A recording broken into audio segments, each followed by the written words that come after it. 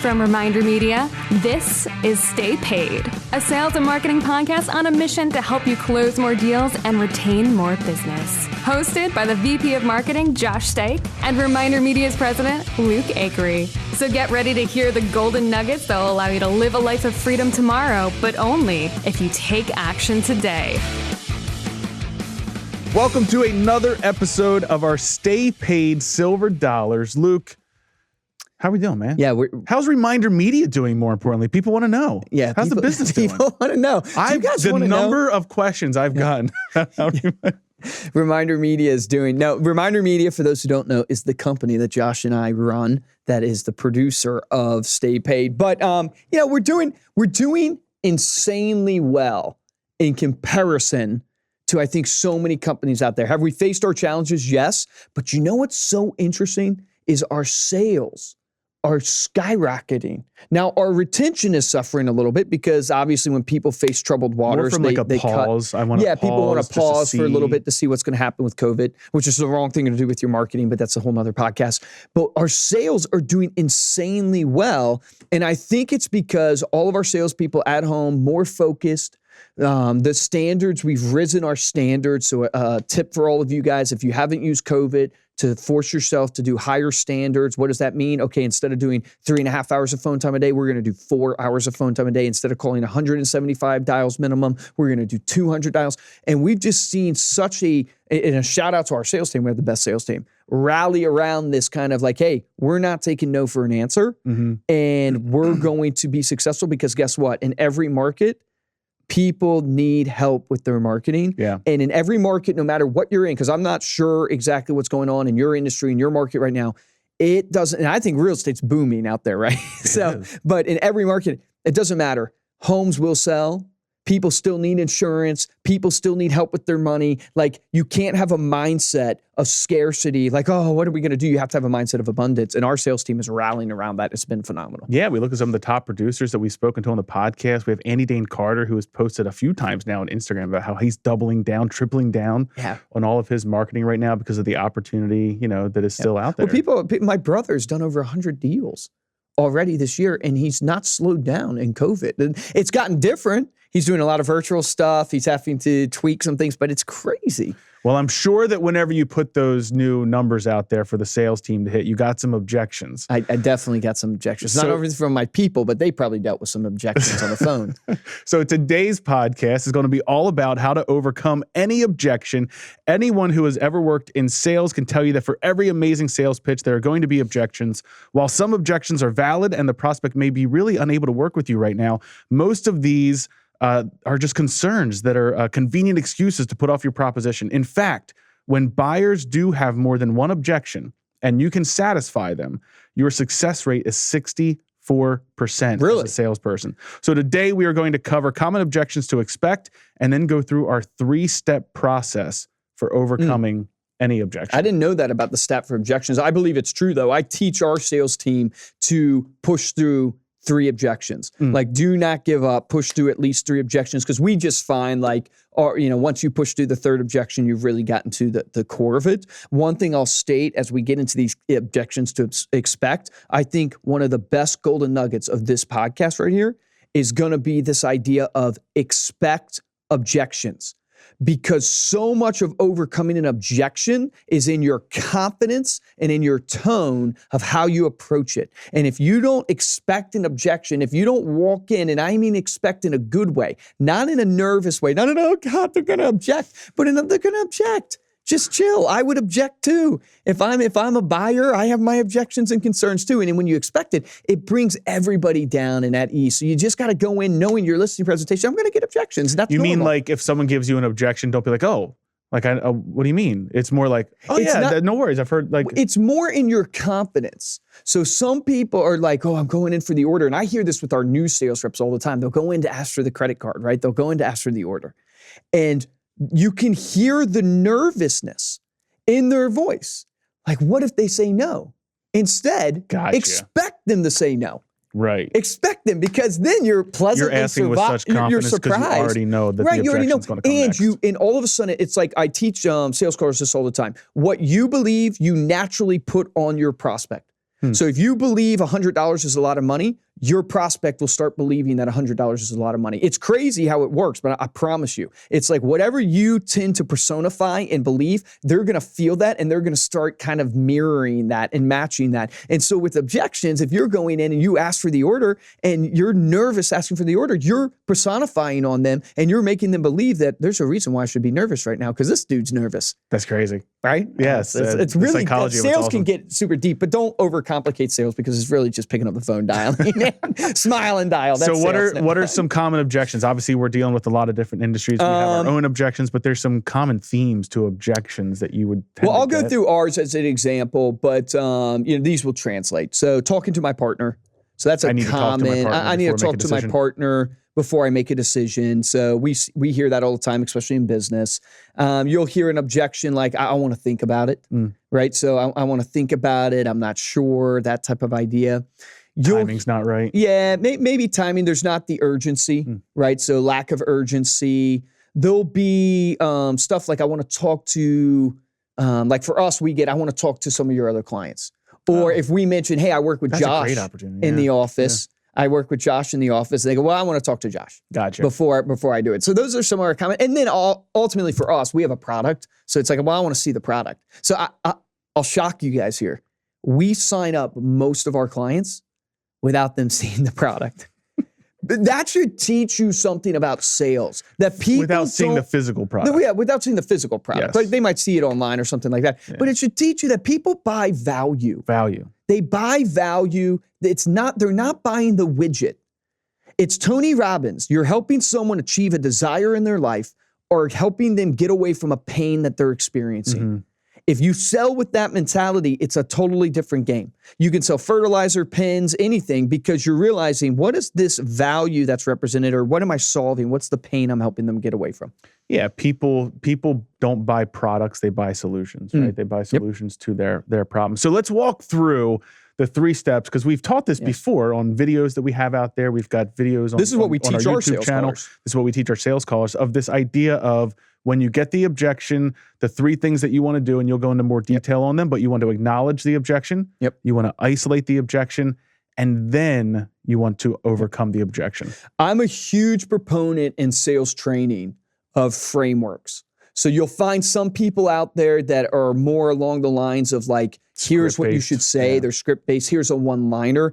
I think that's so dangerous because I think, especially in the way sales is evolving with social media and the access to data and information, people want more consultative type selling. So frameworks I'm big on. This acknowledge, isolate, overcome is a framework. And what I present to our sales trainees and our sales callers is that, look, when you're overcoming an objection, and there's a myriad of different excuses that people will throw at you, there's really only 2 reasons why people won't buy. And I learned this straight from Grant Cardone, and I give him credit because I think it's so well said. The only 2 reasons someone won't buy from you, the only 2 reasons why someone won't list the house, won't whatever it is, the only 2 reasons are, 1, they don't believe it's going to work. So they don't actually believe in what the value that you're presenting. Or 2, they don't believe they'll use it.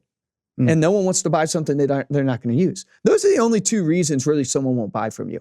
And so this acknowledge, isolate, overcome, what I give to callers is go, look, when you're attacking an objection, the first phase when someone says, I need to talk to your partner or talk to my partner, is not to immediately go into overcoming, hey, here's the reasons why you don't need to talk to your partner. Does your partner need to talk to you? Would you trust your partner? This is a common one. Josh, would you trust your partner to make a decision in the business of generating referrals and repeat business? Because that's what we help people do. Right. And the problem with that is, defensive. Right, immediately becomes a debate. Yeah. And once you've gotten into a debate as a sales rep, you're losing the battle because people don't want to be wrong. Right. Right. And there was I can't remember who said this, but I thought it was so true.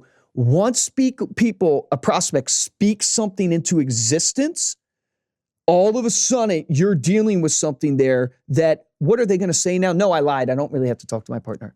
They've spoken a truth into existence, and even if it's not true, they've spoken it as truth. So what, you're going to make them think they're a liar? No, you don't have to. So the first thing you have to do, and Kevin Ward says this, and I want to get Kevin Ward on the podcast. I mentioned this in one of the other episodes, is he calls it this. You want to connect before you convince. And I thought that was a great way to phrase it. It's almost the same way of saying like, seek to understand before being understood. Yes, exactly. So you want to acknowledge, which acknowledging is, hey, I want to talk to my partner, and it's, hey, totally understand, man. I have a partner myself. I'd love to talk to my partner in this scenario as well. Hey, let me ask you, like, how long you've been partners? Or if it's, I want to talk to my wife. Oh my gosh, I'm married myself.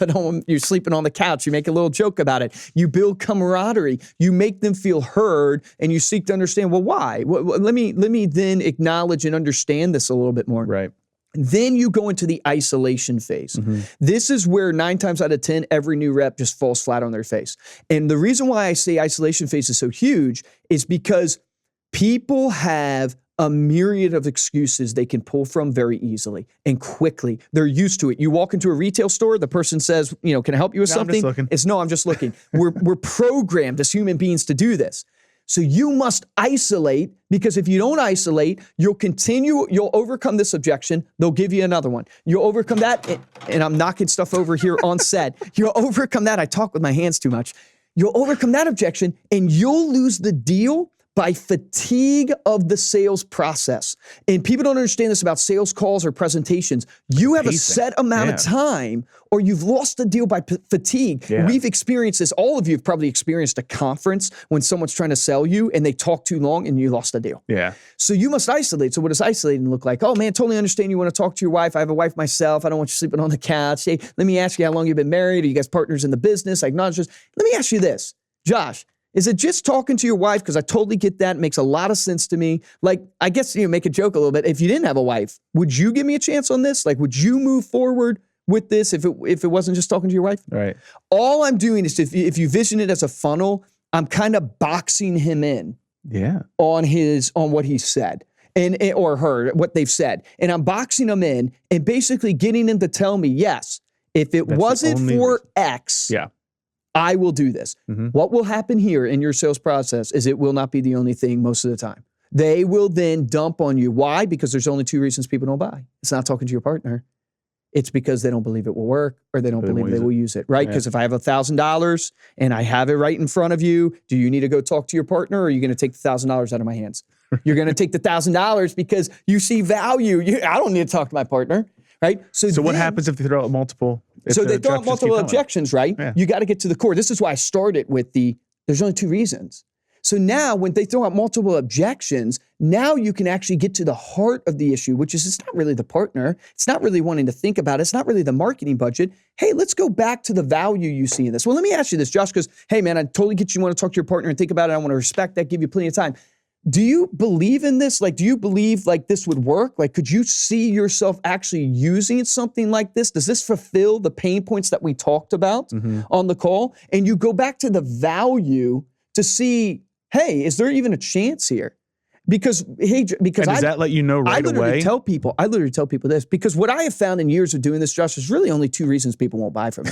I literally tell them that right there in the call. So which one is it for you? Yeah. Meaning it's either you don't see value in it or you don't believe you use it. Which one is it for you? Yeah.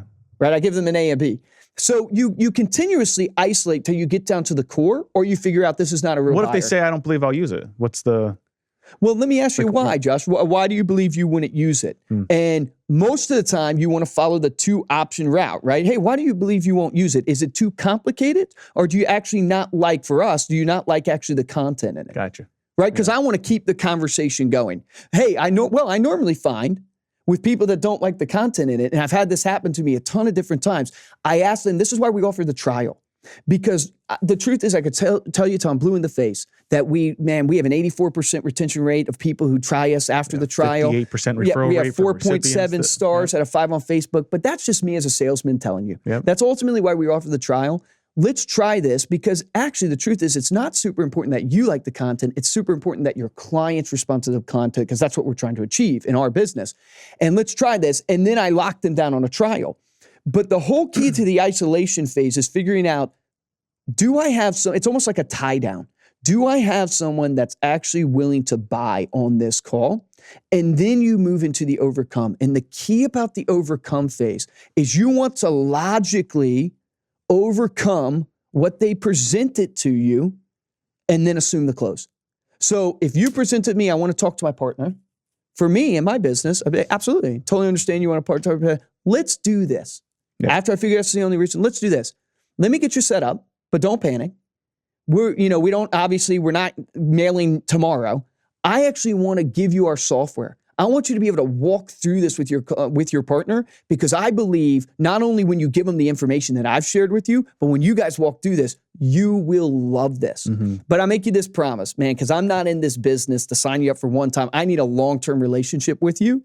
If for any reason your partner doesn't want to go through with it, they don't like it, no problem at all, we'll cancel it out. What I find is 9 times out of 10, they love it, and we're rocking and rolling. So let me get you set up. I'll send you over the username and password. Really appreciate you doing this for me and giving me this shot. What do you want to use to activate your account? It's going to be a Visa, MasterCard, American Express, Discover. What I've done there is, what have I done? I've logically overcome what their problem was. Yeah. Well, it is risk-free. It is risk-free. Like, I get the chance to talk to my partner. But there's so many different tactics of that you can use. You can dive down deeper and use, hey, well, let me ask you this. If your partner was in the same situation as you, would you be upset at them for, stepping forward and trying something to generate referral and repeat business in your real estate business or in your insurance business? And they 9 times out of 10 say, no. Well, perfect. Hey, I believe that they're not going to be upset at you and XYZ, but if they are, no problem. We won't move forward with it. So you're logically overcoming, but you're going back to the value proposition. So it's not convincing them they don't need to talk to their partner. It's really just bringing it back to the value proposition and making sure that still makes sense for them. You're never going to overcome the statement that they made. Right. Like, very rarely, I have had it happen, but very rarely will someone say, you're right, I lied. I don't need to talk to my... I don't even have a partner. Yeah. I had one guy. I'll share a story with you. I had one guy that wouldn't give me the card. Yeah. And he said basically he didn't have it. And I got to the end and I told him, I said, hey, look, I said, hey man, I said, no problem. I can definitely call you back. Let me can I share from my heart with you before I let you go? Hey, when I get to this point in the call and you love it. I know you want to do it. You're positive about it. But when I get to the point in the call when someone says they don't have their card, really what it means is they're not sold and they don't want to be hard on me and they want to let me down easy and they say they don't have their card. And I guess I got to ask you, what's holding you back? Meaning if you had your card right now, would there be anything holding you back from doing it? And he goes, no. And I said, well, look, I'm just looking for you to give me a chance. So if you can go get that card, I know that I'm going to generate your referral and repeat business. He literally pauses and goes, I think it might be around here somewhere. Let me go get it. Right? The point being is, like, he always had his card. He probably had it in front of him. But it was the reality of him basically feeling like, I'm just not sure if I want to do this. I'm not sure. And there was a little bit more to the sales pitch of hammering home the value proposition. Right. But it comes into just this idea of going, look, I want to acknowledge it. I want to isolate it, but most objections are excuses. And if they've stayed on the phone for you for 20 minutes, if they've been in your listing presentation, they haven't given you any reason why they really wouldn't buy. It's just the fear of the unknown. And the fear of the unknown, you're never going to be able to truly overcome it. You need them to give you a chance. Well, and the most important part of there is like the belief that you have and that we have in the product. Yes. And how it's going to help people. Our mission is to help people get more referrals, retain more business, ultimately to live that life of freedom so they have time to spend with their loved ones. They're not having to chase down cold leads. They're actually connecting with their clients in a way that's meaningful. Most people don't like objectives. And when you believe that, when you truly believe it, you're no longer selling. You're trying to guide them, but you're also trying to help them make a decision. And I think that that's where so many people get turned off by sales. They feel like you're just trying to sell. But if you're out there listening and you're doing this in your real estate business, you're doing this in your financial services business. Such a great You're doing point. the same thing that we're doing here as ReminderMedia because we believe so much in what If you we're are doing. perceived as pushy and aggressive, you're doing it the wrong way. You should be perceived as passionate. People cringe when they hear about overcoming objections because they envision the used car salesman pushing you into a car you don't really want and it's a junker and all that stuff. That's not what we're teaching here. What we're teaching here is, look, you can change someone's life and you need to get them to make a decision because guess what human beings do? They have a pile of good ideas. And that pile of good ideas, and it sits there. And how many of you have experienced a listing presentation where you walked out and you know you could have sold that home for them, but they never call you back? And it's not because you didn't do a good job. It's because it's on the pile of good ideas. You got to push people to make a decision, and they'll thank you for it. I tell my sales reps all the time, the way you should pitch is making that person feel like, man, I'm so thankful that Luke Acree called me at 4:30 on a Tuesday, convinced me to do this, even when I was unsure, because it changed my life and it changed my business. And when when you push that way and when you overcome objections that way, that's what causes people to buy from you. Love it, man. Love the energy. Love the passion, dude. You brought the fire. All right, that's how to overcome any objection in your sales business. Acknowledge the objection, isolate the objection, and ultimately that gives you the opportunity to then overcome the objection. Thank you so much for listening. You can head on over to staypaidpodcast.com to get the show notes for that and read that overview. And if you're looking for ways to support the show, there's 2 ways that we ask you to do that. The first way is to head on over to iTunes, rate us 5-star, and leave a comment. Leaving the comment's the most important part because it helps the podcast get seen by other people. Here is a recent review that we received. This is the second review that this person put in. So I have to know who you are. You have to let us know who you are because their name is, I don't know if it's Loser or Louser. I don't want to say loser. You don't want to say loser. But it's Loozer, loser, via Apple Podcasts. 5 stars, always great information. Love Josh and Luke. Every show gives me something that I can take away to be more successful. I listen to every episode. So thank you so much for leaving that review on iTunes. The reason I keep bringing up iTunes is because that's really the chart that we want to climb up. Yep. There's other places to leave reviews. There's Stitcher, there's Google Play, there's iHeartRadio if you want to leave us reviews there too. If that's your podcast player of choice, we appreciate any feedback that we can get. We also appreciate any critical feedback. If you want to give us some feedback on what you'd like to see done better or what you would like to hear us talk about, we'd love to hear your topics that you want us to do episodes on, especially for these silver dollar ones, because we kind of get to control the topic that we're talking about. And we've been brainstorming all of the different types of topics that we can do. And quite frankly, folks, I'm running out of ideas. Give us some ideas. The best way to help out the show is to tell a friend and share this on social media. If you want to get hold of me or Luke and send us your ideas, podcast@ReminderMedia.com, or you can follow us on Instagram @StayPaidPodcast and on Facebook @StayPaidPod. Stay Paid Pals Podcast. Stay Paid Pals Podcast. Stay Paid Podcast. For this episode of Stay Paid, I'm Joshua Stike. And I'm Luke Acree. Guys, and here's what I want you to implement. The action item from this podcast is walk in and try to implement this acknowledge, isolate, and overcome framework and how you overcome objections. I promise you, if you walk through this framework and you start implementing, okay, how do I acknowledge my client, or how do I isolate their objection? How do I overcome it? And overcoming is always going back to the value proposition and giving them logically an answer that overcomes their objection and then going for the close. I promise you that you're going to see people start falling and getting orders that you weren't getting simply because this framework makes them feel heard. It isolates it down, and at the end, it reiterates back to the value proposition. Remember, the difference between a top producer and a mediocre producer in every single industry we've worked in is top producers take action. Take action on that today.